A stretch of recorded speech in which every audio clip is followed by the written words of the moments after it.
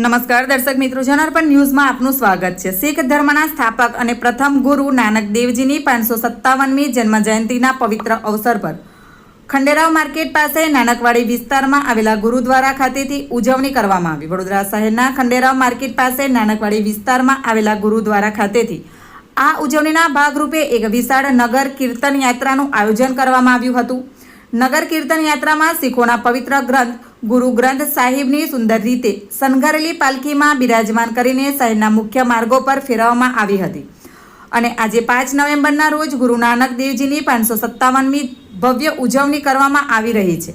આજે નાનકવાડી ખાતે રક્તદાન શિબિર કેમ્પનું આયોજન કરવામાં આવ્યું છે, જેમાં મોટી સંખ્યામાં લોકોએ રક્તદાન કર્યું હતું। સાથે નાનકવાડી ખાતે લંગરનું પણ આયોજન કરવામાં આવ્યું છે। આ લંગરમાં હજારોની સંખ્યામાં ભક્તો પ્રસાદીનો લાભ લેશે। Bureau report, જનાર્પણ news. આવા જ નવા સમાચાર જોવા માટે જોડાઈને રહો જનાર્પણ ન્યૂઝ સાથે। અમારી ચેનલને લાઇક કરો, શેર કરો, સબસ્ક્રાઇબ કરો। ધન્યવાદ।